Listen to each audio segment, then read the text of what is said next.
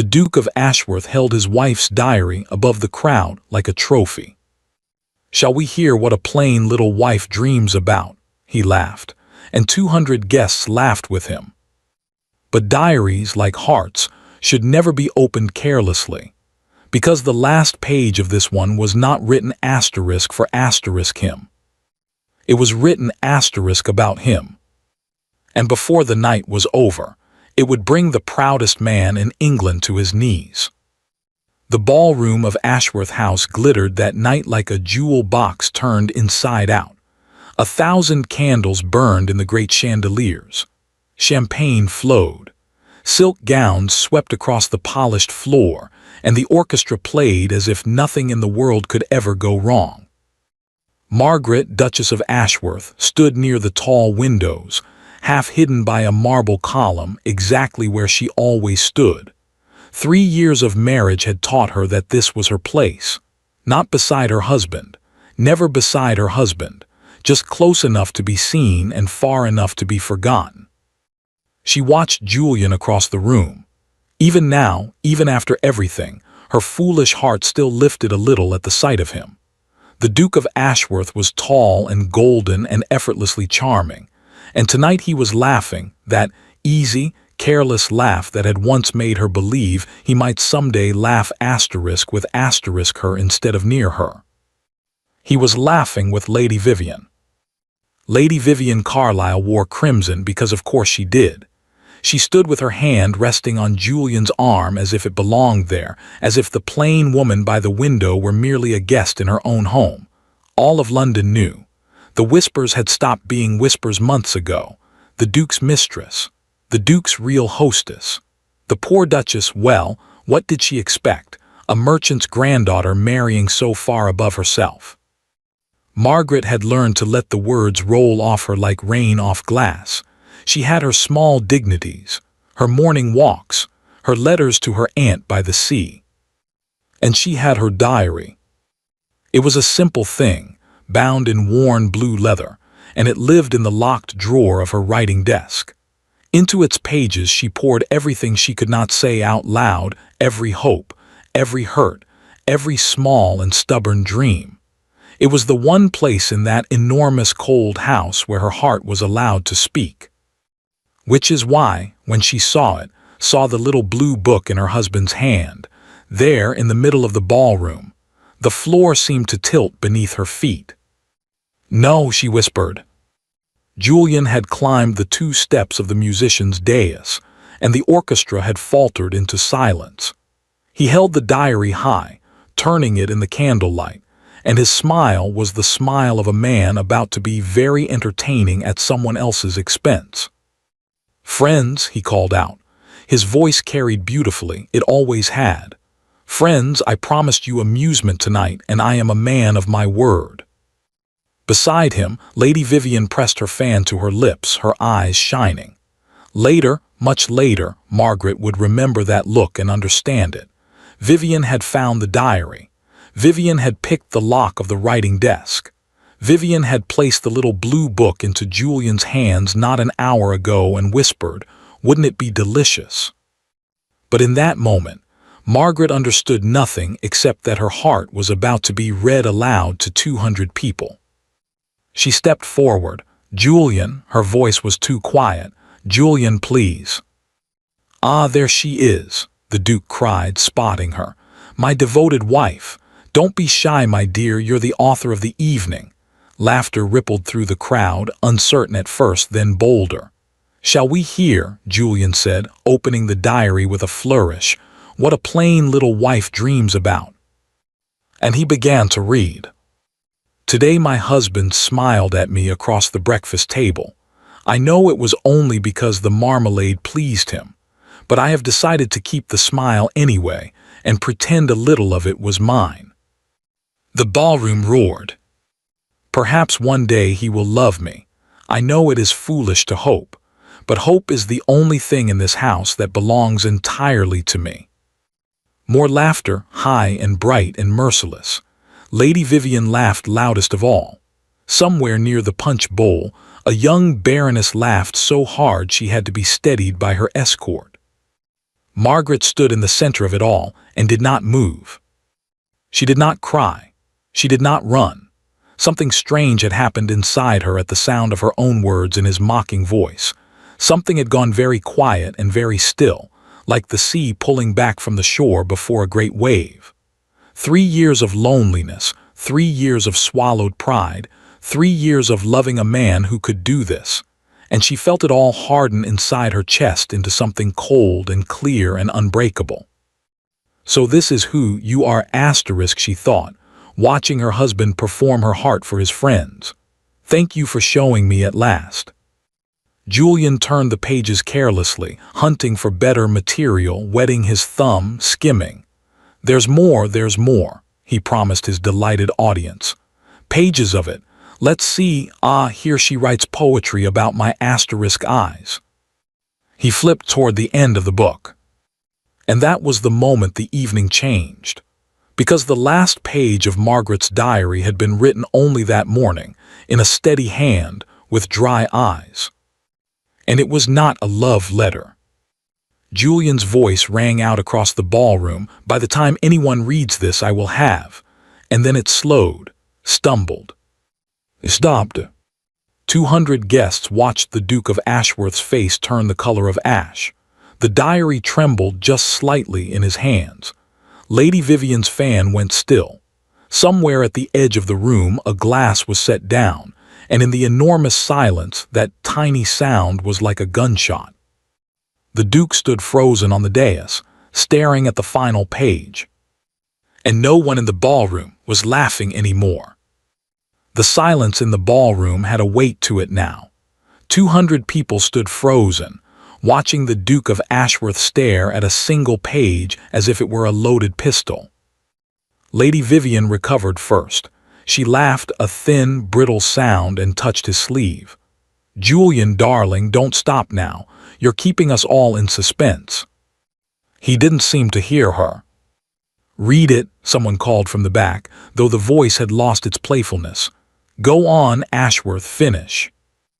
And perhaps it was pride. Perhaps it was shock. Perhaps some part of Julian simply could not believe what his own eyes were telling him unless he heard it spoken aloud.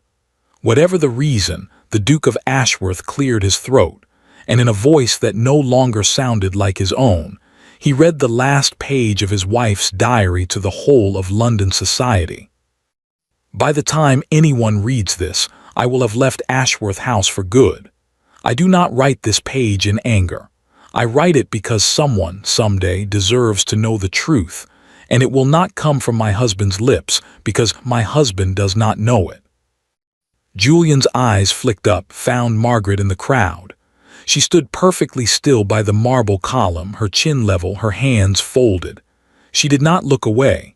He swallowed and read on. 2 years ago, I learned that the Ashworth estate was drowning, gambling debts, loans against loans. The bank was preparing to seize the London house before Christmas. My husband never noticed because men like my husband never look at what bores them, and nothing bores him quite so much as his own accounts, or his own wife. A murmur went through the ballroom like wind through wheat. Julian's knuckles were white against the blue leather. So I did what I could. I sold my pearls first, then the emeralds my grandfather gave me, then piece by piece everything else quietly through an agent so that no one would trace it back to the Ashworth name. For 2 years I have paid this house's debts anonymously. I have kept the creditors from this door 3 times. Tonight's ball, the champagne, the candles, the orchestra playing so beautifully, my husband believes his estate paid for it. It did not. My mother's jewels did. Somewhere in the crowd, a woman gasped audibly. Julian's voice had gone hoarse, but he seemed unable to stop, like a man compelled to finish his own sentencing. I do not want gratitude. I did not do it for gratitude. I did it because 3 years ago I stood in a church and made a promise, and I am the sort of fool who keeps promises even when they are made to someone who never intended to keep his own. But I find I have nothing left to sell. Nothing, except the small hope I have carried in these pages, and I discover tonight that I no longer wish to pay with that. So I am going. Let him keep the house I saved. I will keep only my mother's ring and what remains of my self-respect. Both, at least, are truly mine." Julian lowered the diary. For a long moment, nobody in the ballroom moved. The candles hissed softly in their sconces. Then near the front of the crowd, a stout, gray-whiskered gentleman in a plain black coat rose slowly from his chair. Mr. Whitmore of Whitmore and Sons, the banking house half of London owed money to and the other half feared. Every head turned. Mr. Whitmore was not a man who attended balls for pleasure. He attended them the way a hawk attends a field. "Your Grace," he said, and it took the room a moment to realize he was not addressing the Duke. He was looking at Margaret. "For 2 years my office has received payments against the Ashworth accounts from an agent who refused to name his client. Considerable payments. Payments that, I confess, kept me from an unpleasant duty on 3 separate occasions." He paused, and his shrewd old eyes were not unkind. "The anonymous payments. Madam, it was you." Margaret held his gaze. It was. 2 words, quiet ones, but they landed on that ballroom like a verdict. And then it began, the terrible, rustling shift of 200 people turning to look at the Duke of Ashworth with entirely new eyes. The man who had climbed a dais to mock his wife's devotion, and had instead read aloud in his own voice the proof that this plain, silent, laughed at woman had been carrying his entire world on her back, in secret, for years, while he spent his evenings draped in crimson silk that did not belong to his wife. Lady Vivian took a small step away from him. It was the smallest movement imaginable. Everyone saw it. "Margaret," Julian's voice cracked across the silence. He came down off the dais, the diary still clutched in his hand, and the crowd parted before him without being asked. No one, it seemed, wished to stand near him. "Margaret, why did you never, you should have told me." "Told you?" For the first time that evening the Duchess of Ashworth smiled. It was a small smile, and it was sadder than weeping. "Your Grace, I wrote you 300 pages." She looked at the diary in his hands. "You only ever read them to laugh." Then Margaret, Duchess of Ashworth, gathered her skirts and sank into a curtsy, deep, graceful, flawless, the curtsy of a queen taking leave of a court that had never deserved her.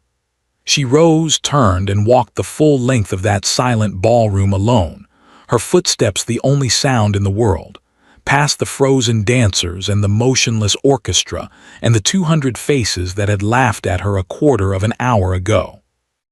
At the great doors, she did not look back.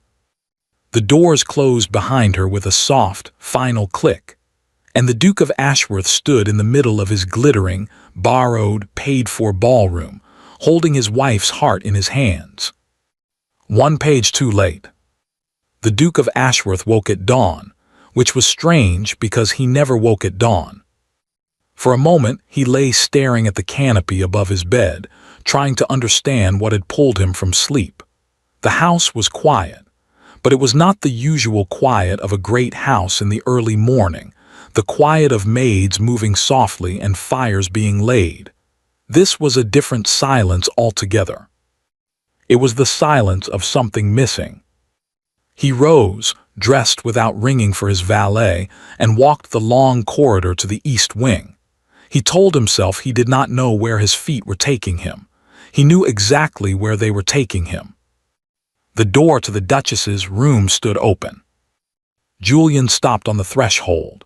The bed was made, not slept in, made asterisk, with the careful precision of a woman leaving a room she never intended to see again. The wardrobe doors hung open on emptiness. On the dressing table, laid out in a neat row like soldiers at inspection, sat every piece of jewelry he had ever given her. The sapphire earrings from their first anniversary. The gold bracelet he'd had his secretary choose. The diamond brooch Vivian had once mocked as sweetly modest. All of it left behind, polished even.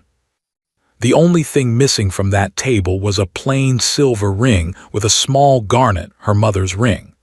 The one thing, He remembered with a sensation like swallowing glass that she had called asterisk truly mine. She took the early mail coach, Your Grace. Julian turned. Mrs. Hobbs, the housekeeper, stood in the corridor with her hands folded and her spine very straight. She had been at Ashworth House for 40 years. She had a way of saying Your Grace that could mean a dozen different things, and this morning it meant none of them kindly. The mail coach, Julian repeated. The Duchess of Ashworth on the asterisk mail coach. She wouldn't take the carriage, sir, said it wasn't hers to take. Mrs. Hobbs paused. She said nothing in this house was. Where did she go? She didn't confide in me, Your Grace. It was a lie, and they both knew it, and they both knew he could not call her on it. Julian looked at the old woman, at the red rims of her eyes, at the set of her jaw, and understood for the first time that the servants had loved his wife. That while he had spent 3 years not noticing Margaret, an entire household had noticed her every single day. Mrs. Hobbs, if you know. Will there be anything else, Your Grace? Said Mrs. Hobbs, in a voice like a door closing. By afternoon, the story owned London. It moved through drawing rooms and gentlemen's clubs the way fire moves through dry grass, and with every telling it grew. He read her diary to the whole ballroom. He laughed, my dear, while she stood there. And all the while she'd been selling her own mother's jewels to pay his gambling debts. 2 years, anonymously. And do you know what he was doing while she saved his estate? Do you know who he was doing it with? For 3 years, society had sharpened its wit on plain, quiet Margaret. Now, with the sudden ferocity of a tide turning, it fell upon the Duke. At White's, 2 gentlemen rose and left the card-room when Julian entered. Lord Pemberton, who owed his own comfortable survival to Whitmore's patience, declined a hand of whist with him, declined asterisk, in front of everyone murmuring that he preferred to play with men who understood the value of what they held. An anonymous verse appeared in the evening paper about a peacock who burned his own nest to amuse a crow. Nobody needed the names explained. And Lady Vivian did not call. Vivian, who for 2 years had arrived at Ashworth House 4 afternoons a week. Suddenly, her carriage was seen everywhere but there. When Julian's note reached her, the reply came back in a hand so composed it might have been rehearsed for weeks. Dearest, given the circumstances, discretion seems wisest for us both, don't you agree? He read it twice. Then he stood very still, remembering how the diary had come into his hands at all. Wouldn't it be delicious, darling? Read us a page or two. What harm could it do? She had picked the lock of his wife's desk. She had chosen the night, chosen the moment, placed the book in his palm and wound him up like a toy soldier, and he had marched. Why? For amusement, he had believed. But standing alone in his study as the light died, Julian found the question would not lie flat. Vivian was many things. Careless was not one of them. Nothing she did was ever only asterisk for amusement. He was still turning it over when he found himself, near midnight, back in Margaret's empty room with the diary in his hands. He had not meant to read it again. He read it again, from the first page this time, slowly, the way it should have been read. And somewhere past the middle, by the light of a single candle, the Duke of Ashworth noticed something that made him sit up and hold the book closer to the flame. Between one entry and the next, close to the binding, ran a thin, clean edge. Pages had been cut out, not torn in anger, cut asterisk, with a blade carefully so that a careless reader would never notice. He turned the book and found more, 3 places, perhaps 4, whole entries sliced away by a steady hand. Margaret had written something in this diary that she had not been willing to leave behind, something she had removed before walking out of his life. And his wife, he was coming to understand far too late, never did anything without a reason. What did you know? Julian whispered to the empty room. Margaret, what were you carrying alone? The candle guttered. Outside, somewhere in the dark, a carriage rattled past and faded away. The answer, though he could not yet know it, was already moving quietly against him, and the pages his wife had cut out were the only thing standing between the Duke of Ashworth and ruin. The Duke of Ashworth did not sleep that night. By morning, he had read the diary 3 times through, and each reading was a different kind of punishment. The first time, he had read it for the missing pages. The second time, he had read it for clues to where she had gone. The third time, and this was the reading that broke something open in him, he simply read it as what it was: 3 years of a woman's heart, offered daily to a man who never once turned around. He wrote out today without saying goodbye. I stood at the window like a fool. Tomorrow I will not stand at the window. The next entry, I stood at the window.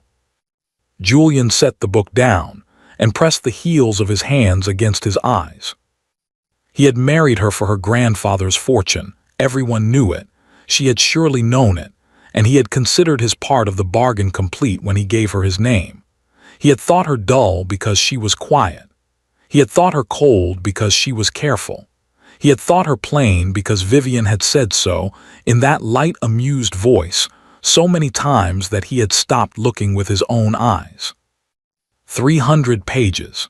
She had told him 300 pages worth of truth, and he had opened the book exactly once to entertain a ballroom.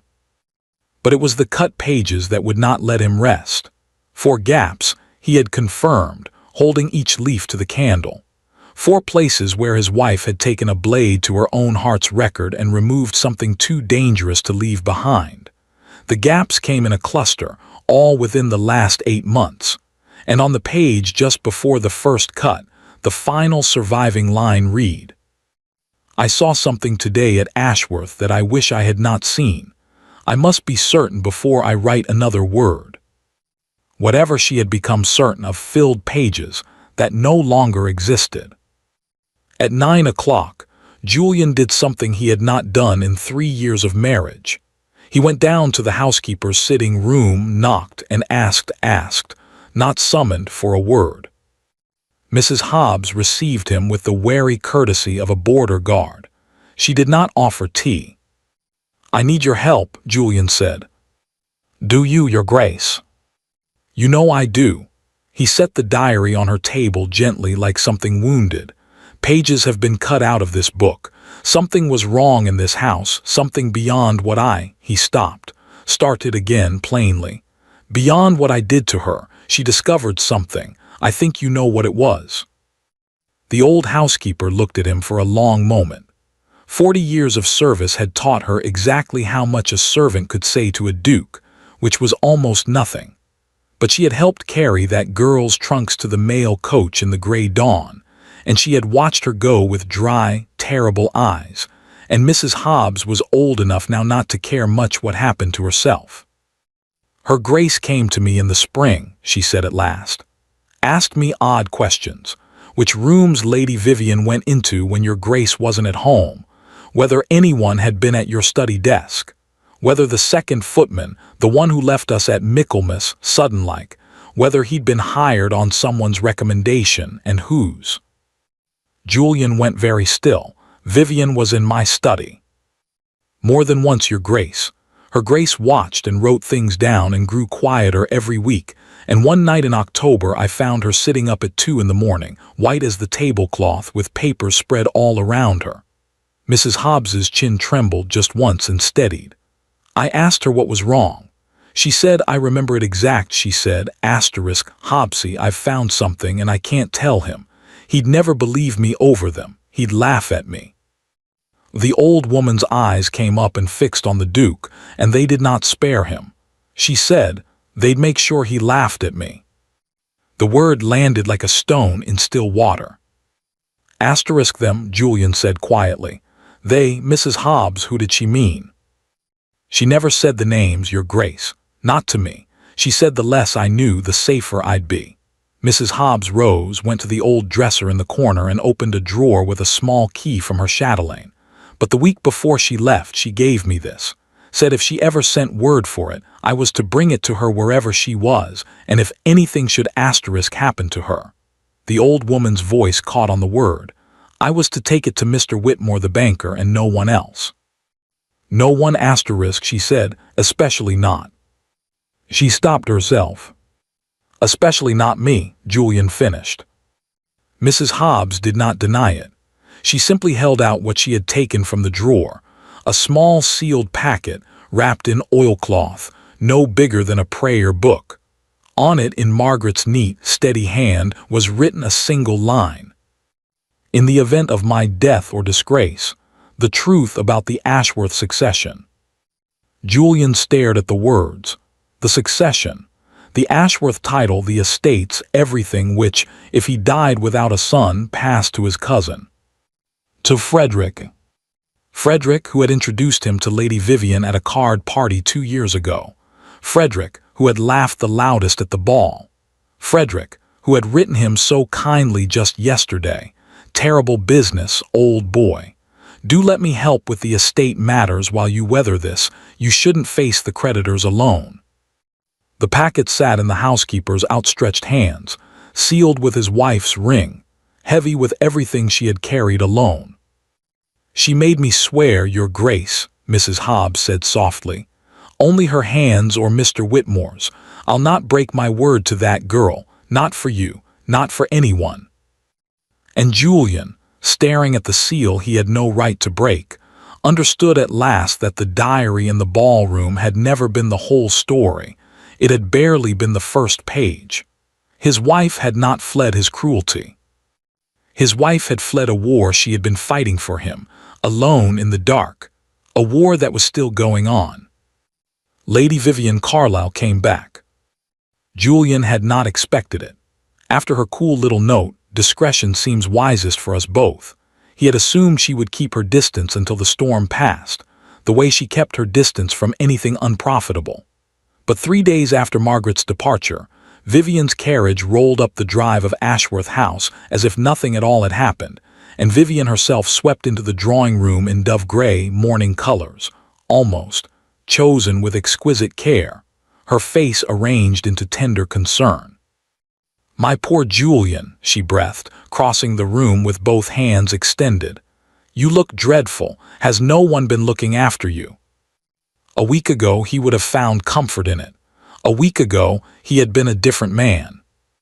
Now he watched her the way he had learned, these past 3 sleepless nights, to read the diary slowly, attending to what lay beneath the words. And what he saw was this.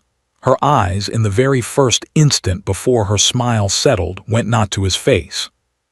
They went to his desk, then to the bookshelves, then back to him. She was looking for something. Vivian, he said, your note suggested discretion. Oh, that. She waved it away and settled onto the settee, arranging her skirts. I wrote it in a panic, darling, forgive me. The whole town was so ugly that first day, but I've been thinking of nothing but you.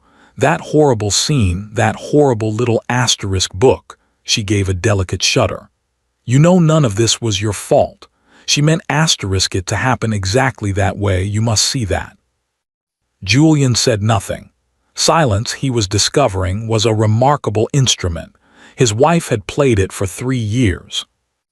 I mean truly, Vivian pressed on, and there it was, the slightest acceleration in her voice, like a card player raising the stakes too eagerly.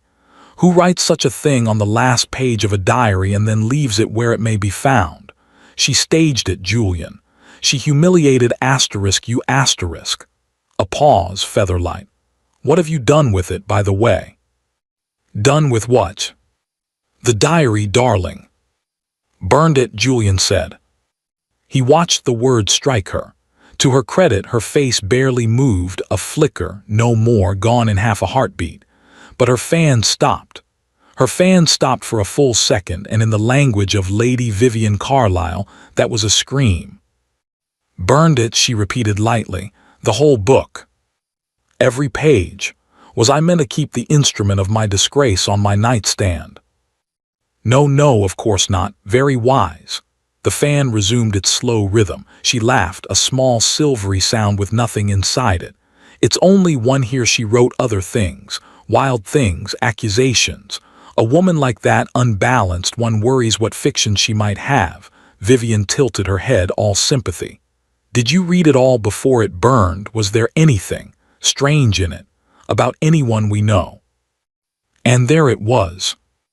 Not did she write about me, nothing so clumsy, but the third question in 10 minutes about a dead book, from a woman who had never in 2 years asked what Margaret thought about anything. Julian felt something cold and steady settle over him, and he understood distantly that he was learning it from Margaret, this stillness, this patience, this art of watching from behind one's own face. "Strange," he said. "No, sentimental drivel and household sums. Why, what would she have written about you asterisk, Vivian?" "About me?" Vivian laughed again, brilliantly. "Heavens, what a thought! Lies, I suppose, the poor jealous creature. I only meant," she rose, gliding to the window, recovering herself in the movement, "I worry for you, that's all. Frederick worries too, he says." "You've seen Frederick." The pause was a hair too long. "One runs into him. Everywhere, you know how he is." She turned from the window, radiant again, seamless again. "He only wants to help, Julian. We both do.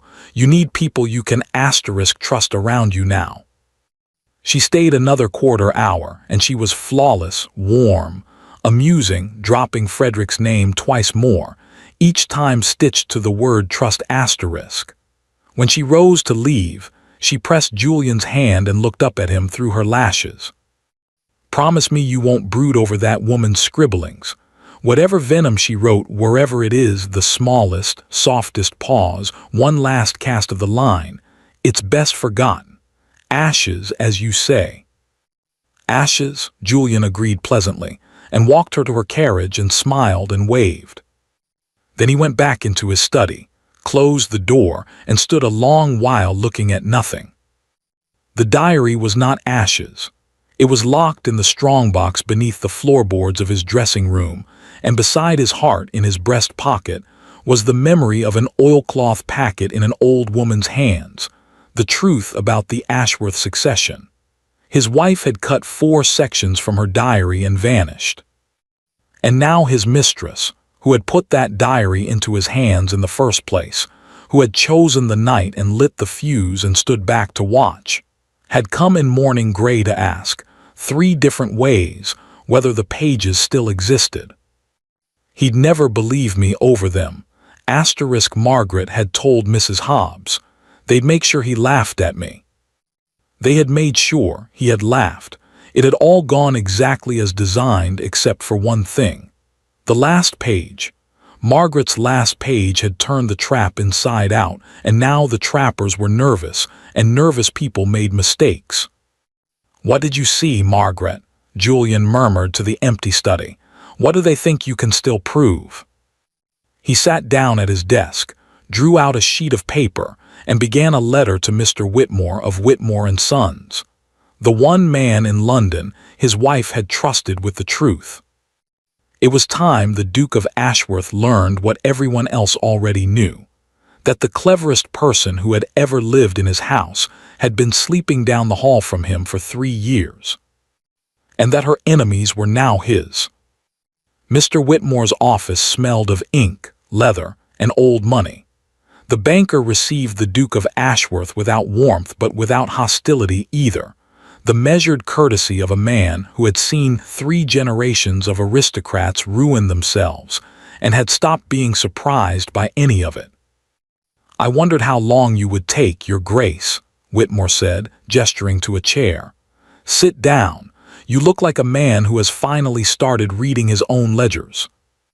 "I've started reading a great many things too late," Julian said. "I need to know what my wife knew. You are the only man in London she trusted." "Not quite the only one." Whitmore rang a small bell. "There is also Mr. Penrose." The side door opened, and a thin, precise little man entered with a portfolio under his arm, a solicitor by the look of him, the kind who wore caution the way other men wore cologne. He regarded Julian with open dislike. "Mr. Penrose has served Her Grace's family since her grandfather's day," Whitmore said. When the Duchess left London, she authorized us jointly and in writing to use our judgment about what to disclose, and to whom if circumstances required it. The banker folded his hands. Yesterday, Lord Frederick Ashworth visited this office. He inquired with great delicacy about the possibility of assuming oversight of the Ashworth debts. For the family's protection, he said. Whitmore's eyes were flat. I believe circumstances now require it. Penrose set the portfolio on the desk, untied it, and began, in a dry courtroom voice, to take the Duke of Ashworth's world apart. Your Grace, what did you lose at the tables in the past 2 years, your own estimate? Julian's jaw tightened. 8,000, perhaps 10. 26,000 pounds, said Penrose. You will want to know how it grew so large without your noticing. The answer is that you were meant not to notice. Consider, your Grace, how your evenings have been arranged since, let us be exact, since the spring of the year before last. Who proposed the deep play at Crockford's? Who introduced you to the private tables where the stakes had no ceiling? Who soothed you when you lost and told you your luck must turn and ordered another bottle? Julian sat very still. He did not need to answer. Every memory had the same 2 faces in it. Frederick dealing, laughing, asterisk one more hand, old boy, and Vivian at his shoulder, her hand light on his sleeve, asterisk darling, you can't stop now. The spring before last, Julian said slowly. That's when Frederick introduced me to Lady Vivian. That, said Penrose, is when the enterprise began, though we believe the agreement between them is older. He drew out a paper. Lady Vivian Carlyle, widowed at 26. Her late husband's estate, contrary to general belief, left her with debts, not income, debts which, our inquiries show, have been quietly serviced these 2 years by drafts traceable, through 2 intermediaries, to your cousin. Lord Frederick does not pay women to be charming, your Grace. He pays them to be useful, asterisk. The room was very quiet. Somewhere below, a clerk's stool scraped. The design was patient and it was simple, Whitmore took it up. Your cousin is your heir. If you die without a son, everything passes to him, but Frederick is not a murderer. Murder is dangerous and vulgar. Ruin is neither. The plan was to bleed the estate white. The lady's role was twofold, to keep you at the tables and to keep you from your wife's bed. No wife, no son. No son, Frederick inherits all. Meanwhile your debts mount until the banks foreclose, at which point your devoted cousin steps forward, purchases the mortgaged Ashworth lands to keep them in the family, at a fraction of their worth, with money that would have been ready and waiting. You would have ended your days a duke of nothing, in a rented house, and everyone would have said only that poor Ashworth gambled it all away. As gamblers do. And it would have succeeded, Penrose said, 18 months ago, except that the foreclosure never came. The creditors were always mysteriously paid just enough, just in time. 3 times Frederick positioned his funds for the collapse. 3 times the collapse failed to arrive. The solicitor allowed himself the thinnest smile of his profession. It drove them nearly mad, your Grace. They could not understand it. They never once suspected the quiet woman by the window, because they had spent 2 years teaching all of London, and that she did not matter. Julian's voice came out rough. How did she find them? Because she was doing the accounts they thought no one read, Whitmore said simply. Your Grace, your wife has your grandfather-in-law's head for figures. The old man built a shipping fortune from one leased vessel and he trained her at his knee. When she took over the household books, she found the estate's wounds. When she traced the wounds, she found the pattern. And when she followed the pattern, he nodded at the portfolio, she found the hands making it. Penrose laid them out one by one, like a hand of cards played face-up at last. A letter in Vivian's writing, retrieved from the second footman she had planted in the house and Margaret had quietly dismissed. F. grows impatient. The bank must move by Lady Day or he says the terms change. A page copied from the betting book at Crockford's, showing Frederick's side wagers. The man had been asterisk betting on asterisk his cousin's losses. Records of Vivian's debts and the drafts that paid them. And in Margaret's own neat hand, page after cut-out diary page of dates, Sums, names, the missing pages, or fair copies of them, docketed like evidence for a trial. She sat where you are sitting, Whitmore said quietly, in October last at 2 in the afternoon and laid this before us and asked one question. Is it enough to protect him? Not herself, your grace. Him. And I had to tell her the truth, that it was enough to make a scandal but perhaps not enough to make a case. That your cousin would swear the letters were forgeries, and the lady would weep, and the world would say a jealous, plain, disappointed wife had invented a fantasy to explain her husband's mistress. The old banker held Julian's eyes. And that you, your grace, would very likely be the first to say it. Julian looked down at his hands. He remembered October. He remembered Margaret at breakfast, pale, beginning a sentence. Julian, there is something I must asterisk, and Vivian's note arriving, and himself rising from the table before his wife finished speaking. He remembered, God help him, the ball 2 weeks later when Frederick had toasted the ladies who guard our fortunes, and Vivian had laughed, and Margaret had gone white and left early, and he had apologized to his guests for her asterisk moods. She had not been moody. She had been standing alone on a battlefield, watching the enemy toast their own joke in her home. So she stayed silent, Julian said, and paid, and let me think, his voice failed a moment, let me think she was nothing, to keep the trap from closing on me. Until the trap was used against her instead, Penrose said. We do not believe the ballroom was an accident, your grace.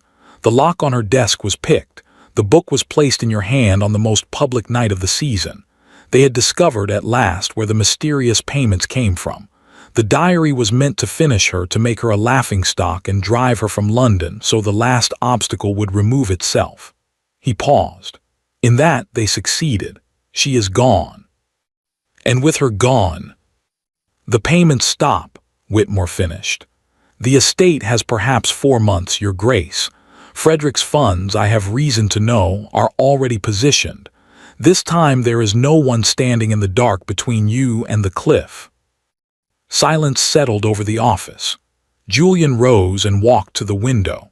Below, the city went about its business, carriages and clerks and money moving in its eternal river, and somewhere beyond it, in a cottage by the sea he had never troubled to know the address of, was a woman with a garnet ring who had carried all of this, all of it, behind a quiet face he had mocked in front of 200 people. Mr. Whitmore, Julian said at last without turning, where is my wife? The banker and the solicitor exchanged a look. Your grace, Penrose said carefully, the first paper her grace signed in this office last week was an instruction regarding a petition of annulment. The second was an instruction that her address be given to no one. He closed the portfolio and tied its cords. She was particular about the wording, not no one but her husband. Especially her husband, Julian said. Her exact words, your grace. The village of Saltmere sat where the green hills of Devon ran down to meet the sea, a scatter of whitewashed cottages, a church with a crooked weather vane, and a gray stone harbor where fishing boats knocked gently against their moorings. It took Julian 9 days to find it. Penrose would not tell him. Whitmore would not tell him. Mrs. Hobbs looked at him as if he had asked her to open a grave. In the end, it was the smallest of threads that led him there. A 3-year-old letter in Margaret's writing desk, from an aunt, her mother's sister, signed your loving Aunt Prudence *. With a smudged postmark he had a Bow Street man study under a glass for 2 hours. Saltmere, Devon. He made the journey alone, on horseback, through 2 days of rain. He could have taken the carriage with the Ashworth crest on its doors. He found he could not bear to. And so it was a wet, mud-splashed, hollow-eyed man, looking very little like the Golden Duke who had held court in a glittering ballroom, who stood at last before a small cottage on the cliff road, where late roses grew over the door and the wind came up off the sea smelling of salt. Through the front window, in the lamplight, he could see her.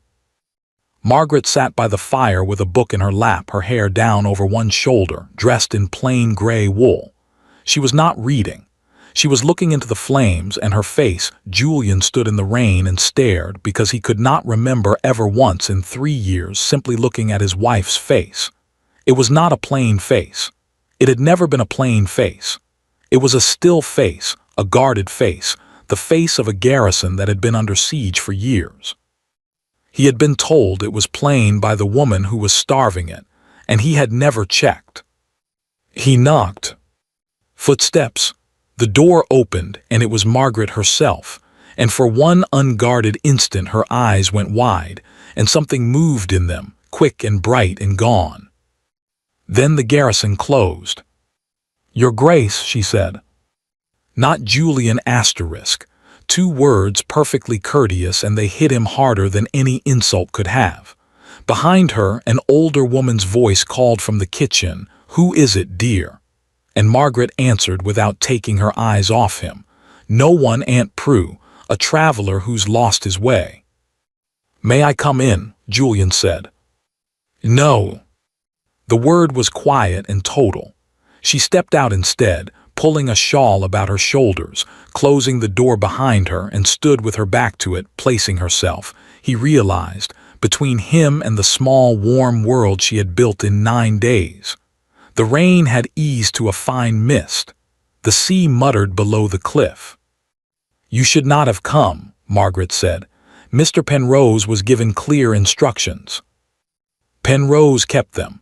They all kept them, your banker, your solicitor, your housekeeper. You inspire a remarkable loyalty, madam. I had to find you the way strangers find people. It seemed fitting." "What do you want, your Grace?" He had rehearsed this for 9 days, through 200 miles of rain, speeches, explanations, defenses. Standing before her, every one of them turned to ash. So he told the truth plainly, the way she had always written it. "I know everything," he said. "Frederick, Vivian, the debts, the design, the footman, the letters. Whitmore and Penrose laid it all before me. I know what you found and what you paid and what you carried and for how long and how alone." His voice roughened. "And I know what I did in that ballroom. Margaret, I have not slept since. I read the diary, all of it, the way it should have been." "You read my diary again." The words cracked across the space between them like ice breaking. Margaret had gone white, not the fragile white of a fainting woman, but the burning white of a fury 3 years deep. "You stood in my aunt's garden," she said very low, "and offered me as contrition that you have now read my private thoughts twice, once for your friend's amusement, once for your own education." She laughed, one short, terrible breath of a laugh. "You still don't see it, even now, even here." "Then make me see it." "You read my diary aloud in a ballroom, your Grace." Her voice did not rise. That was the worst of it, it did not rise at all. 200 people, my hopes. The things I wrote at 2 in the morning because there was no living soul in that house I could say them to. You held them up like a music hall turn, and you did the voices, Julian. You did an * voice for me. For one instant her composure flickered, and beneath it he saw not anger but the wound itself, bottomless. Then it sealed again. "There is nothing left to read. Do you understand? You read my diary in a ballroom, and now there is nothing written in me at all. Not for you." "Margaret." "Mr. Penrose has the annulment papers drawn." She gathered the shawl tighter, her chin level, her eyes dry. "Grandfather's settlement gives grounds enough, and you will not contest it. You owe me that much, and we both know you owe me a great deal more. Sign them, your Grace. Go home. Save your estate or lose it. Marry Lady Vivian or duel Frederick or drown in the Thames of your own choosing." She turned, opened the cottage door, and paused with her hand on the latch. The lamplight from inside caught the small garnet ring, the only thing she had kept. "You came for absolution," Margaret said, not looking back. "But I spent 3 years writing you 300 pages of it, one day at a time. You laughed. I have no pages left." The door closed. The bolt slid home, a small iron sound, very final in the dark. Julian stood in the misting rain for a long time. Below the cliff, the sea rolled and broke and rolled again, vast and indifferent. And behind the curtained window the lamp burned in a warm room he was not allowed to enter, and the Duke of Ashworth, who had never in his life been refused anything, understood at last, completely, what he had spent 3 years refusing asterisk or asterisk. He rode back toward London at first light. He did not know, could not know, that he was riding toward a catastrophe. Because in London, Frederick had learned exactly where the missing evidence lay, and had already begun the counterstroke that would put not the Duke, but Margaret herself, in the shadow of a prison cell. Julian returned to London to find the city smiling at him. That was the first warning. Men who had cut him at White's a fortnight ago now nodded. Invitations reappeared on the hall table, and at the center of the thaw, gracious and tireless, was Cousin Frederick, telling everyone everywhere what a wronged man the Duke of Ashworth had been. "I've been setting things right, old boy," Frederick said, arriving uninvited at Ashworth House with the easy warmth of a man who owned the place already. "Someone had to defend the family name while you were traveling." A pause, delicate as a stiletto. "Devon, wasn't it? Wet this time of year." Julian kept his face still. "He knows where she is." "The truth is coming out at last," Frederick went on, wandering the study, touching things, the globe, the inkstand, the spines of books, the idle inventory of an heir. "About the diary, about those famous anonymous payments. People rushed to canonize her, of course. Saint Margaret of the Ballroom," he smiled. "But saints, when one examines them closely, so rarely survive it." "Say what you came to say, Frederick." "Only this, cousin. Money flowed through hidden channels for 2 years, out of accounts, through agents, past every proper record. London called it devotion." Frederick stopped at the window, and the lamplight caught something in his face that had waited a long time to show itself. "The magistrates may call it something else. Where did a merchant's granddaughter learn to move thousands of pounds invisibly? What else moved through those channels? And the papers she carried off when she fled, private letters, documents in other people's hands, some of them, I'm told, forgeries implicating her betters." He sighed, mournful as an undertaker. "Poor creature.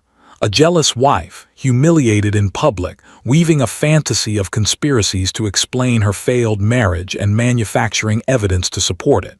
It's almost a species of madness. One hopes the courts are gentle." There it was, the counterstroke, and it was elegant. Every strength Margaret had would be turned into a charge against her. Her secrecy became concealment. Her financial genius became criminal cunning. Her evidence became forgery. Her silence became guilt. And her word against theirs. A discarded wife against a peer of the realm and a celebrated society beauty. London had already laughed at her once. Frederick was simply inviting it to do so again, this time in a courtroom. "You would not dare," Julian said quietly. Frederick's eyebrows rose. "I am only repeating what is being said, though I should mention purely as family that an information has already been laid before the magistrates. Sir Giles Merton is looking into it. You remember Sir Giles, he dines with Vivian's people. Warrants are such distressing things, but justice, cousin, justice." At the door he paused, drawing on his gloves, and delivered the true message at last, softly, without the smile. "Sign the estate over to my management before quarter-day and persuade your banker friend to surrender whatever stolen papers he's holding, and I imagine all this unpleasantness about your former wife simply evaporates, refuse, and I promise you nothing." He settled his hat. "You had the world, Julian, and you threw it away on cards and crimson silk. All I'm doing is picking it up. Good day." Julian went to Whitmore within the hour, and found the banker already grim. "He moved faster than I thought," Whitmore said, pushing a letter across the desk. "Sir Giles Merton has requested, for now, that this house account for 2 years of anonymous transactions touching the Ashworth debts. The word asterisk forgery appears twice. The word asterisk conspiracy once. Your Grace, understand what they've done. Our evidence against them cannot come out except through the very channels they are now painting as criminal. If Penrose produces those letters in her defense, they will say she forged them and that we laundered her money. They've salted the ground. Then I'll testify. I'll confirm everything, the tables, the debts, Vivian. Testify to what? Whitmore said, not unkindly. That your cousin encouraged you to gamble. Men encourage men to gamble in every club in London. It is not a crime, it is a Tuesday. That your mistress asked questions about a diary.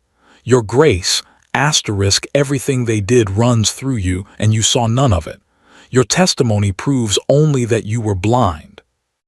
The one person who saw it, documented it, dated it, lived asterisk it. The old banker took off his spectacles and rubbed his eyes. Is the person they are about to arrest.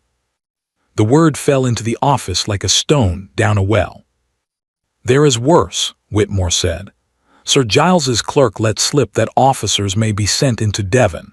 If she is taken there alone with no counsel present, a search of the cottage, her papers seized as evidence of forgery, Frederick will have every original document in his hands within the week.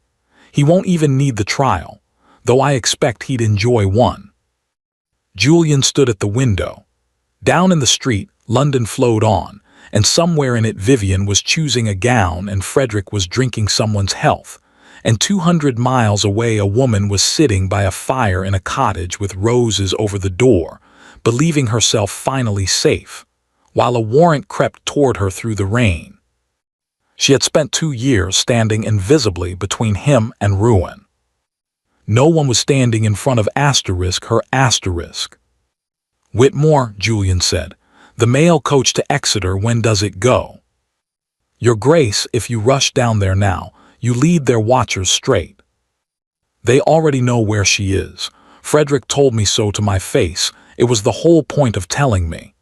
Julian took up his hat. His hands, he noticed remotely, were perfectly steady, steadier than they had been in weeks. He believes he's holding every card. He's mistaken. There is one card he cannot imagine because a man like Frederick cannot conceive of it being played. And that is... A duke, Julian said, on his knees, in public, under oath. He paused at the door. Send word to Penrose. Tell him to bring everything to Exeter and tell him I said asterisk everything asterisk, his objections included. My cousin wants a trial he can control. We are going to give him one he can't. But the roads were bad with rain that week, and the mail was slow. And when Julian's carriage at last came down the cliff road into Saltmere 3 days later, he saw it from half a mile away and felt the world drop out from under him. 2 officers of the law standing at Aunt Prudence's gate, among the trampled roses. And Margaret between them, chin high, eyes dry, small garnet ring glinting on a hand that did not tremble being led away. The Exeter Assize Court had never in its history been so full. Word had traveled faster than the mail. The diary Duchess, arrested, forgery, they say, and the Duke himself come down from London. The gallery groaned with spectators. 2 newspapermen had ridden through the night. Even the ushers craned their necks. Sir Giles Merton presided beside the local magistrates, pink and self-satisfied, having assured Frederick by letter that the preliminary examination would be managed asterisk. Margaret sat where they placed her, hands folded, spine straight, the garnet ring turned inward against her palm. She had spent 2 nights in the keeper's house, spared the common cells only by her rank, which everyone assured her was a mercy. She had not wept. Weeping, she had decided long ago, was a currency, and she would not spend it in front of these people. The case against her unrolled with terrible smoothness. Hidden payments, untraceable agents, documents removed from Ashworth House. A handwriting man, Frederick's handwriting man, prepared to swear the incriminating letters were forged. Counsel for the Crown, well briefed and well paid, painted his portrait for the gallery. A clever, low-born woman, elevated beyond her nature, discarded by her husband, weaving revenge out of ink and paper. Twice the gallery murmured agreement. Vivian, in the third row in dove gray, dabbed her dry eyes at intervals. Frederick sat beside her with the composed sorrow of a mourner at a funeral he had paid for. "The pattern, gentlemen, is plain," Crown Counsel concluded. "Secrecy, cunning, motive.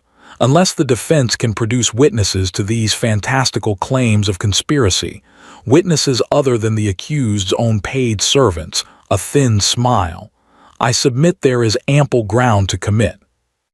"There is a witness," said a voice from the back of the court. The Duke of Ashworth came down the center aisle. He had been announced to no one. He had sat unnoticed in the crowd, plainly dressed, for 2 hours. Now the whole room rose in a rustle of astonishment, and Sir Giles half stood. "Your Grace, this is..." The court had no notice, while at the front, for the first time in 3 years, Julian saw his wife's composure break, not into softness, into alarm. "No," her eyes said across the courtroom, "not like this. You'll ruin yourself." He held her gaze and answered it the only way left to him. He walked to the witness stand and took the oath, and turned to face the room. "My name is Julian Ashworth. I am the 6th Duke of Ashworth, and I ask the court's leave to testify against my own interest, my own family, and my own character." He paused. "It will not take long. None of it reflects well on me." "Your Grace," Sir Giles blurted, "you are not obliged." "I am aware of what I am not obliged to do, Sir Giles. I have spent 3 years doing only what I was not obliged to do. Allow me, once, the alternative." And then, in a level voice, before the packed gallery and the scratching newspapermen and the frozen faces of his cousin and his former mistress, the proudest man in England took himself apart in public. He testified to the gambling, the true figures, table by table, £26,000, and who had guided him to each table. He testified to the mistress by name, without flinching, and to what her late husband's debts were, and who had been quietly paying them, and produced Whitmore's tracing of the drafts. He testified to the footman Vivian had planted, to the picked lock on his wife's desk, to the night of the ball. "I was handed my wife's private diary by Lady Vivian Carlyle, who suggested it would amuse my guests. It did. I performed my wife's devotion as comedy before 200 people. I did the voices." The gallery, which had laughed at that story for weeks, did not laugh now. "I offer this to the court so it may weigh a simple question. Whether the woman who wrote those pages, or the people who arranged their reading, had something to hide." "Hearsay and self-flagellation," Crown Counsel managed. "Moving, Your Grace, but where is the asterisk proof asterisk? The originals of these supposed letters were seized at Saltmere and are in this court's custody," said Penrose, rising, "where the Crown's expert calls them forgeries. Very well." He turned to the doors. "The defense calls Mrs. Agatha Hobbs." She came up the aisle in her 40-year-old church bonnet, carrying a carpet-bag as if it held the crown jewels, which, in a manner of speaking, it did. Sworn in, she set the bag on the rail and addressed the magistrates as though they were underfootmen caught idling. "Her Grace gave me a packet last autumn, sealed. Said if trouble ever came, I was to take it to Mr. Whitmore the banker and no one else. Well, trouble came." She untied the bag. "But my lady is a careful soul, sirs. Before ever she sealed the originals, she had every page of it copied fair, and the copies notarized, dated, witnessed, and stamped by Mr. Crandall, Notary Public of Cheapside, last October, 10 months ago." Out of the carpet-bag came the bundle, ribboned and sealed.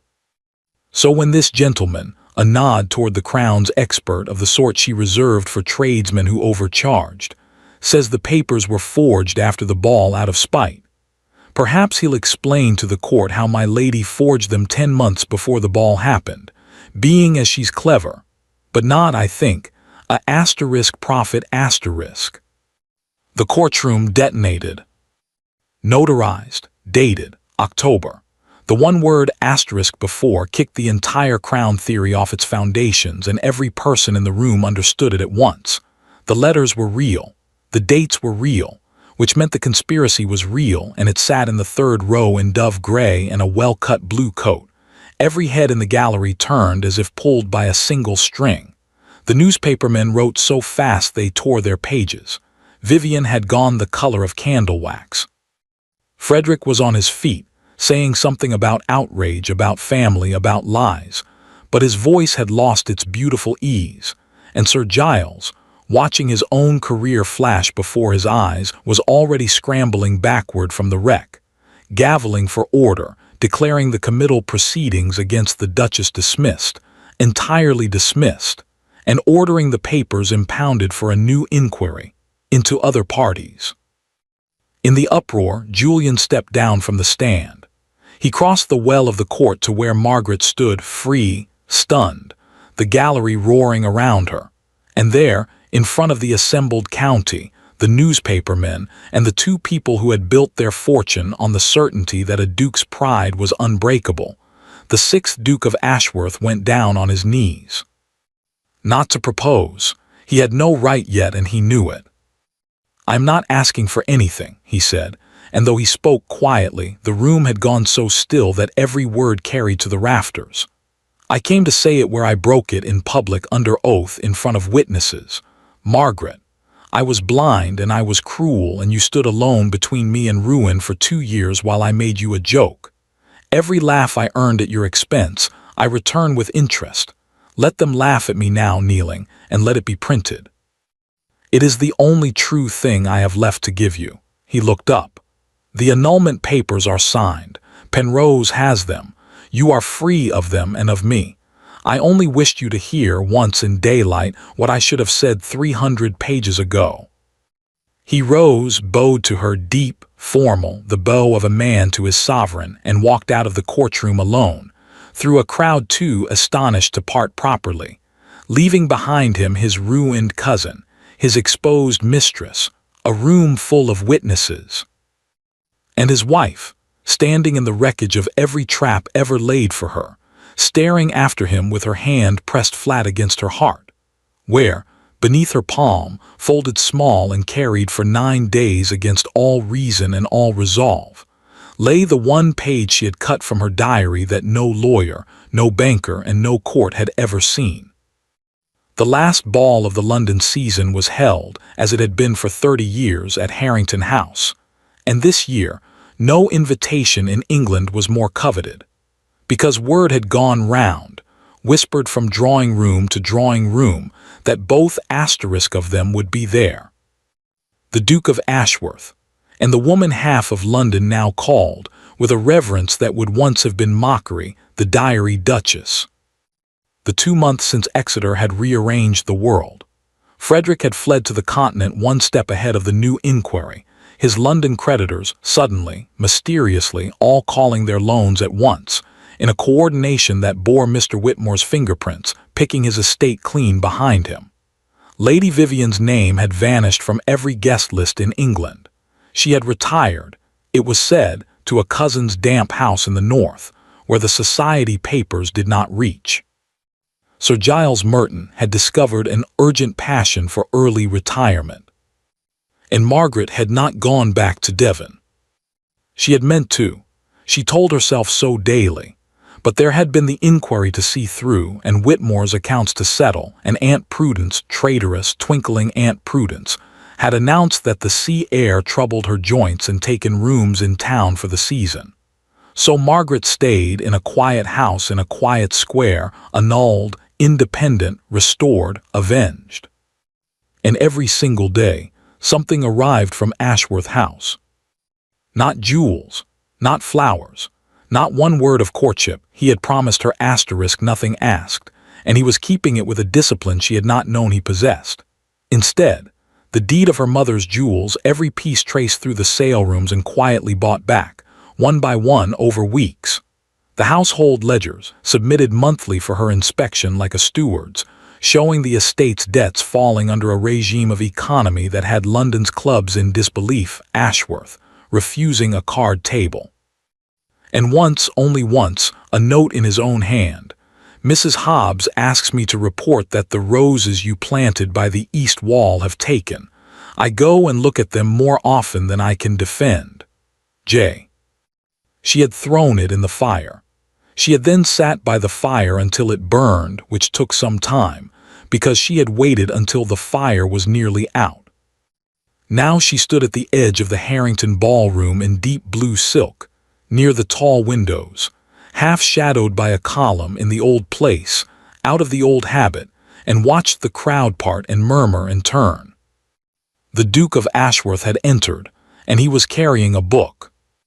Small, bound in brown leather, unmistakably to a room that had heard the story 100 times, *A diary*. The murmur swelled and died into a silence so complete that Margaret could hear the candles burn. Julian walked not to the dais.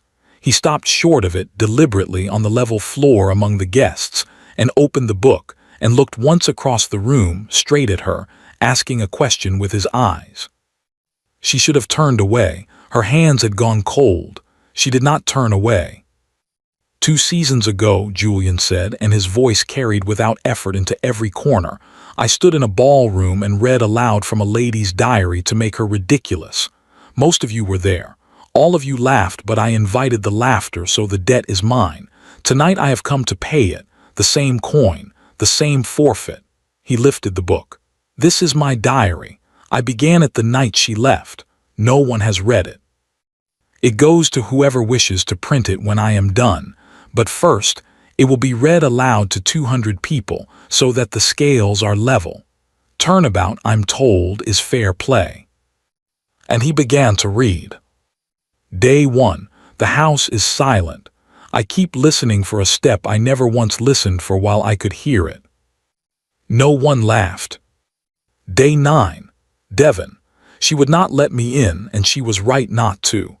On the ride home I understood that I have been angry at the rain for 2 days when what I am is ashamed, and the rain at least will stop. Day 30. Whitmore showed me what she paid year by year. I have spent the evening doing a sum of my own, what she asked for in 3 years in return. I have checked the figure 4 times. It is nothing. She asked me for nothing. I gave it faithfully. A sound moved through the ballroom, not laughter. The opposite of laughter, that soft rustling that means 200 people have forgotten to guard their faces. Old Lady Harrington was gripping her lorgnette like a railing. Margaret stood by her column, very straight, and her nails were leaving marks in her palm. Day 61, Julian read, and hear his voice, which had held level through all of it, began to fray at the edges. Her diary said, perhaps one day he will love me. I know it is foolish to hope. I have thought about those lines every night for 2 months, and tonight I will write the answer here where it can be read out and laughed at, since that is what we do with true things in ballrooms. The answer is that she hoped for the wrong day and the wrong tense. Not one day. Not will. It has already happened. It happened slowly, and then it happened entirely, and the joke, laugh please, whenever you're ready, the joke is that it happened only after I had thrown her away. I love her. I love my W. He stopped, because the crowd was parting. Margaret had left her column. She was crossing the ballroom floor alone, through the silence, the whole length of it, past the frozen dancers and the motionless orchestra, exactly as she had once crossed another ballroom in the other direction. And she walked straight up to the Duke of Ashworth and stood before him, chin level, eyes bright and terrible, and held out her hand. "Give it to me," she said. Julian, ashen, closed the diary and placed it in her hand, waited for the fire or the floor or the door. Margaret opened her reticule, put his diary inside it, and drew out, worn at the creases, carried against all reason for 2 months and 9 days, a single folded page. "You read yours," she said. Her voice was steady. Her hands were not, and she had stopped caring who saw. "It's only fair I read mine, the last one I ever wrote in that house. I cut it out the morning I left because it was the one page I couldn't bear anyone to see, least of all you." She unfolded it, and in the silence of the season's last ball, before 200 witnesses, the Duchess read the missing page. "I have burned my hopes and settled my accounts, and tomorrow I leave this house forever, and I find I must write one last true thing before I go, or it will poison me all my life. Here it is. God forgive me, I still love him. I love him despite the ballroom, despite her, despite 3 years of silence at his table. It is the most foolish sentence I have ever written, and it is the truest, and that is precisely why no one may ever read it. She lowered the page. You wanted the scales level, Your Grace, Margaret said, into the ringing stillness. There, now we have both been fools in front of everyone. Margaret, Julian's voice was wreckage. The annulment, it's done, you're free, I can't ask. No, she agreed. You can't. And then slowly, with the whole of London watching, with Mrs. Hobbs sobbing openly and unashamed somewhere by the supper-room doors, the corner of Margaret's mouth curved into the smile from no page of any diary, the one he had never earned at any breakfast table, and she sank before him into a curtsy. Deep, graceful, flawless. The curtsy with which a queen grants a petition. So I suppose, she said, rising, I shall have to ask you.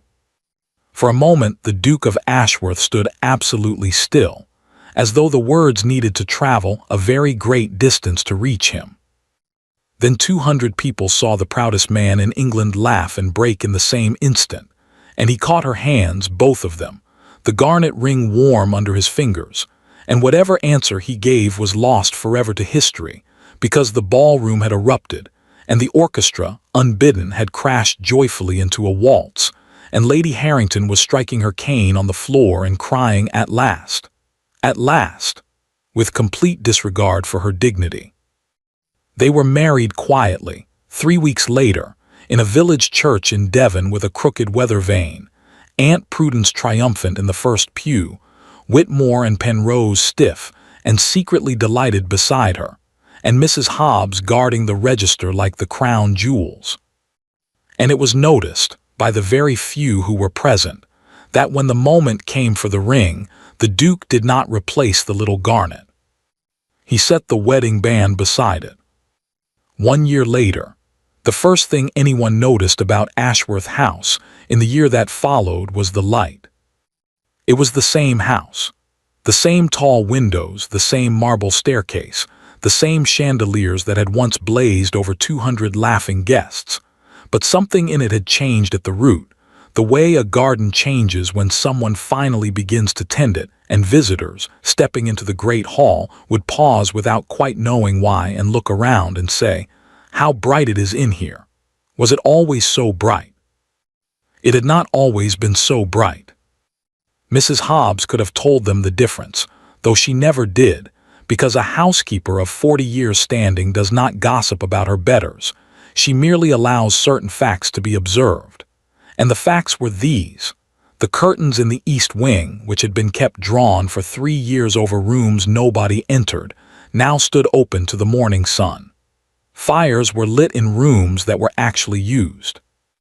The long dining table, where a duke and a duchess had once sat at opposite ends like two strangers sharing a public coach, had been quietly replaced at her Grace's instruction with a smaller, rounder one, at which two people could not sit far apart even if they tried. They never tried. And in the Duchess's morning room, this was the detail Mrs. Hobbs treasured most, though she would not have admitted it under torture. There stood a writing desk with a little brass lock. The lock had been removed. Her Grace had asked for it herself, the first week after the wedding. The estate carpenter had come up, puzzled with his tools, and taken the lock off the drawer and smoothed the wood over, and asked if her Grace wished a new lock fitted, a better one perhaps after he had gone red, after everything. "No, Mr. Timms," the Duchess had said, "no more locks, that's rather the point." On a bright morning in June, 1 year almost to the week since a courtroom in Exeter had turned the world the right way up, Margaret, Duchess of Ashworth, sat at that unlocked desk with a cup of chocolate going cold at her elbow, and cheated. She was reading yesterday's page of the diary. This was, strictly speaking, against the rules. The rules of the diary, their diary, The fat green-bound volume that had replaced both the burned blue book of her memory and the brown one from the Harrington ball, had been established on the first night of their marriage, in the small inn at Saltmere, with the sound of the sea coming through the window, and they were simple.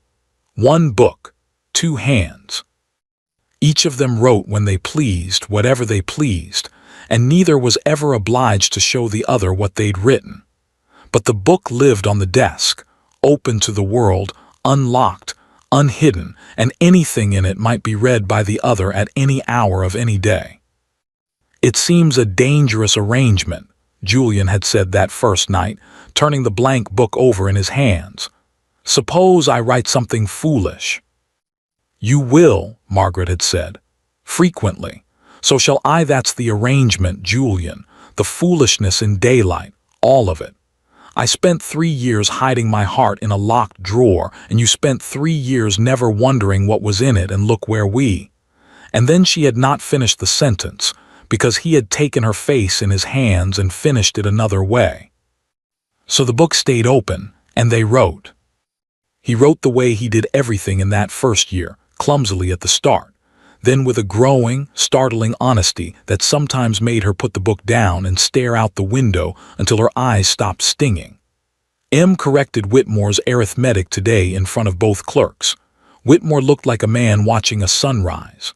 "I have married a mind twice the size of my own, and I find that what I feel about this is not injured pride, but something embarrassingly close to boasting." He wrote about the estate, about the accounts he now kept with the passionate exactness of a reformed sinner, about his nightmares. He still had them sometimes, of a ballroom and a small blue book and laughter, and about the roses by the east wall, which had spread along the whole border now, stubborn and thriving, like certain other things that had been planted in poor soil and survived. And she wrote too, small things mostly, because she had learned that the small things were the true ones. "He waited for me at breakfast today, although the eggs went cold. 3 years he never waited. The eggs were dreadful. I have never enjoyed a breakfast more." Yesterday's entry, the one she was cheating by rereading now, was in Julian's hand, and it was one line only. "1 year tomorrow since Exeter. I have asked Hobbs to prepare the ballroom. There is something I mean to do, and this time, for the first time in the history of this family, a duke is going to ask permission first."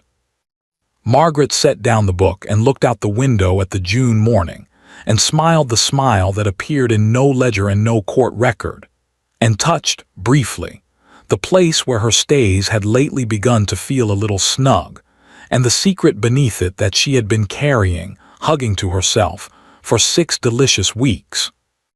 2, she thought, could play at surprises. The year had been kind, though kind was perhaps the wrong word. The year had been asterisk, just asterisk, which was rarer and better. Frederick had reached the continent, but the continent, it developed, had been warned. Mr. Whitmore's correspondents were everywhere that money was lent, and a man who has been publicly exposed conspiring to defraud his own family makes an unattractive client. The letters found their way from banking house to banking house, Vienna, Paris, Rome, always arriving somehow, a week before Frederick did. He had settled at last in a small spa town in the German states, in rented rooms, living carefully on an allowance which, and this was the detail that had made all London gasp when it emerged, was paid to him quarterly by the Ashworth estate. Julian had insisted on it. Margaret, to everyone's astonishment, had agreed, and had then set the amount herself to the shilling. "It's enough to live on decently," she had explained to a bewildered Whitmore, "and not enough for a single hand of cards at any respectable table. He'll receive it every quarter day for the rest of his life, from the family he tried to ruin, and every quarter day he'll have to sign a receipt for it. Starving him would be cruelty, Mr. Whitmore. This is arithmetic asterisk." And Whitmore, who had buried 2 wives and outlasted 3 chancellors and thought nothing in finance could delight him any more, had gone home, and told his clerks that the Duchess of Ashworth had invented a form of revenge that compounded quarterly. Of Lady Vivian there was less to tell, which was itself the punishment. The North had kept her.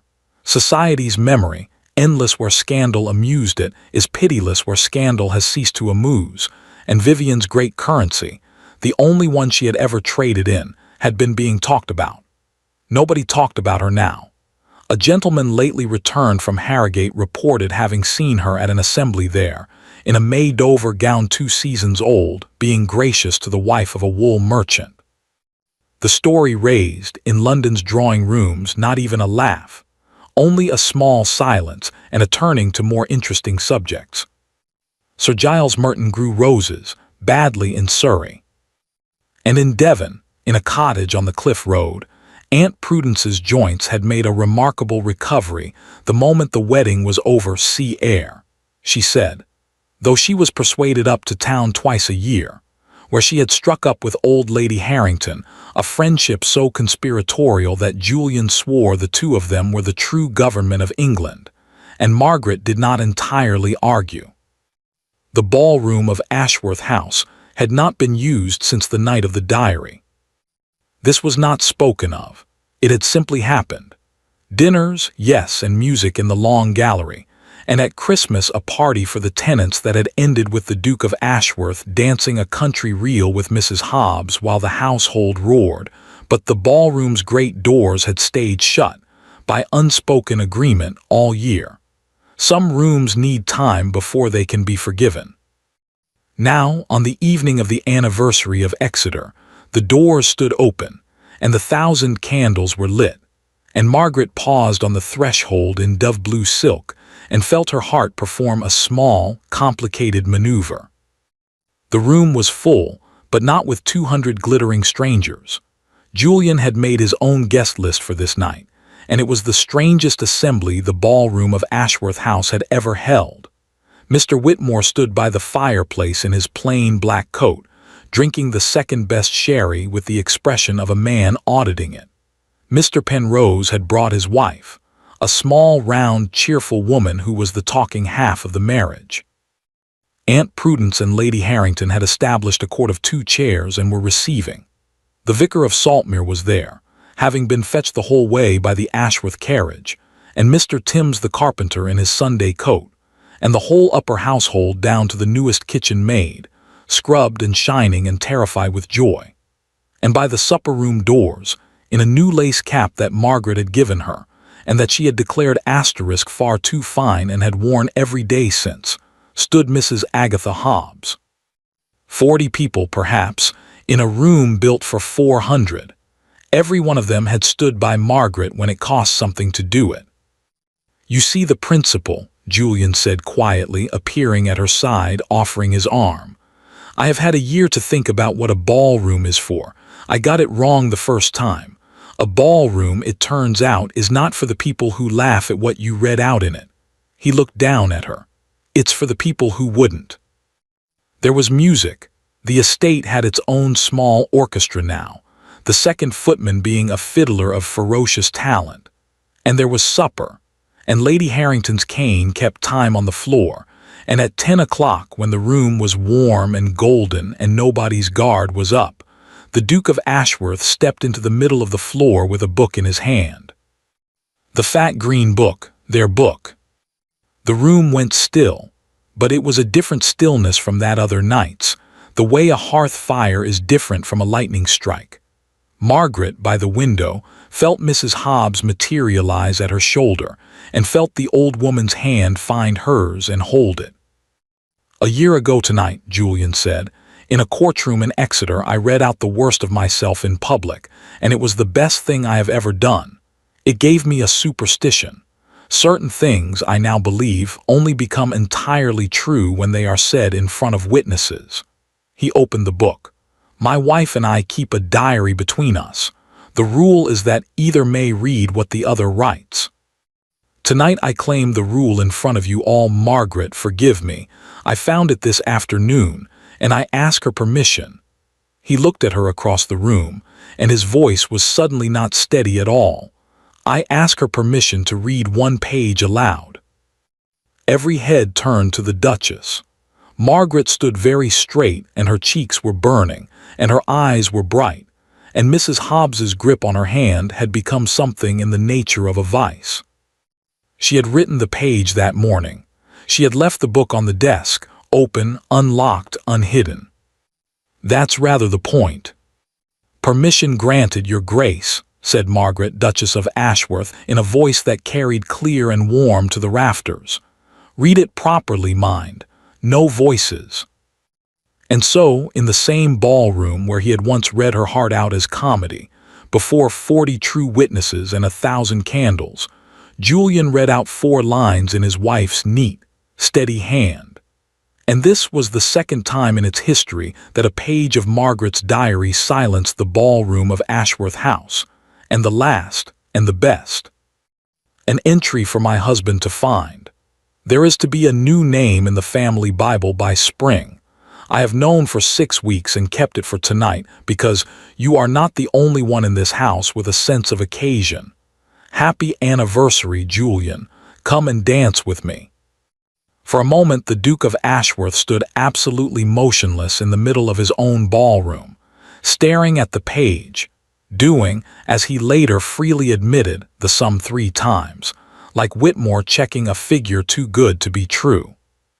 Then the book fell, frankly and completely disregarded, onto a chair, and the proudest man in England crossed his ballroom floor at something perilously close to a run, and caught his wife up, and the room came down around them.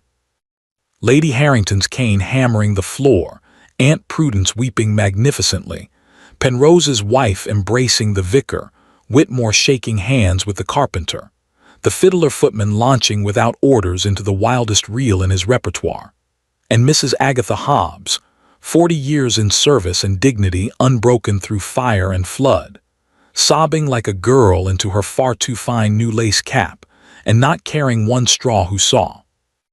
They danced. Everyone danced. The Duke danced with the Duchess, and then with Mrs. Hobbs, and then with the kitchen maid, who did not sleep for 2 days afterward. The Duchess danced with Whitmore, who revealed a shocking secret competence at the quadrille. And at midnight Julian and Margaret stood together at the tall windows in the old place by the marble column, reclaimed now, like everything else, and looked out at the summer dark. "A name in the family Bible," Julian said, for perhaps the 15th time. "By spring. By spring. If it's a girl," he said. "I should like, that is.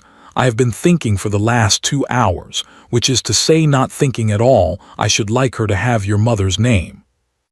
Margaret turned the little garnet ring on her finger beside the gold band, and did not trust herself to answer that in words, so she answered it another way, and the marble column, which had seen a great deal in its time, saw that too. The child came with the spring, a daughter, dark-haired, loud, and entirely healthy, and was carried to her christening in Saltmere Church under the crooked weather vane, wrapped in lace that Mrs. Hobbs had been secretly making since approximately 1 hour after the announcement. She was given her grandmother's name, and Aunt Prudence and Mr. Whitmore stood as godparents, an alliance of sea, air, and compound interest that boded formidably for the child's future. And on a quiet evening in May, when the house had settled and the baby slept, and the roses by the east wall were budding along the whole length of the border, Margaret sat at the unlocked desk in the last of the light, and drew the green book toward her, and dipped her pen. 3 years ago, a lonely young woman in this house had written, "Today my husband smiled at me. I know it was only because the marmalade pleased him, but I have decided to keep the smile anyway and pretend a little of it was mine." The whole world had heard those words read out as a joke. She had thought once that they were the saddest lines she would ever write.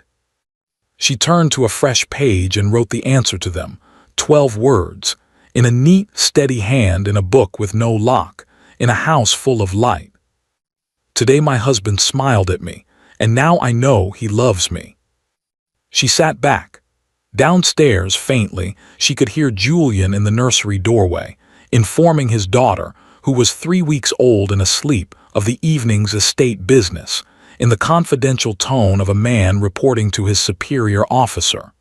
Margaret listened and laughed softly to herself and left the book lying open on the desk where anyone might read it. Because some diaries, it turns out, are meant to be read aloud after all. Thank you for listening to the story all the way to the end. Please tell us which city you're watching from and what the story made you feel. Don't forget to subscribe so you won't miss new stories.